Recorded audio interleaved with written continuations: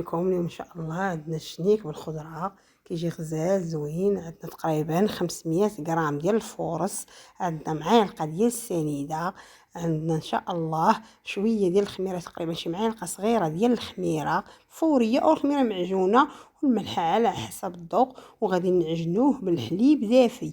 اللي ما عندوش الحليب دافي ما بغاش يدير الحليب دافي يدير الحليب بودره ويعجنوه بالماء.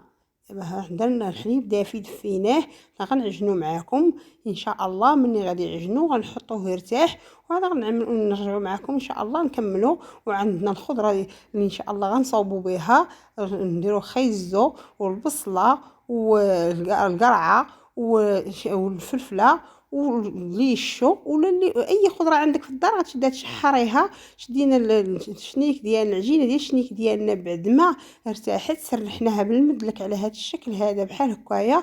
ودرت فيه انا الزيتون هنا كحل، واللي بغى يدير زيتون خضر يديرو، يدير كاشير، يدير داك لادان، يدير دجاج كله باش بغى يعمر. درنا بحال هكايا. دابا حنا سرحنا الخضره ديالنا بعد ما كلها تشحرات لينا، كلها طلقت النسمه ديالها مع العطريه، سرحنا فوق الشنيك ديالنا بحال هذا الشكل هذا. وحنا كنلويو معاكم، هانتوما كتشوفوا اللويان كنلويو معاكم بحال هكا الشنيك ديالنا. عرفتي كيجي هذا الشنيك لذيذ.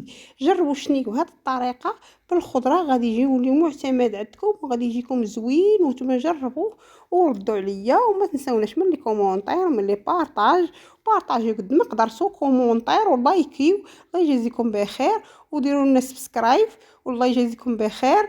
الله يحفظكم ليا. اللي ديالي غدير لنا سبسكرايب ولايك وبورطاج، الله يجازيها بخير.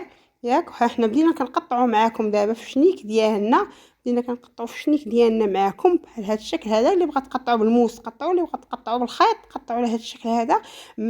بعد ما كنكملوا التقطاع كنبداو نستفوا في اللاطات بحال هكا. كنقطعوا ملي غنكملوا التقطاع غناخذوا لاطه غنفرشوها بالورق ديال الطهي او ندهنوها بالزيت، وغادي نبداو نحطوا فيه الشنيك ديالنا بحال هكايا. عرفتي كيجي غزال.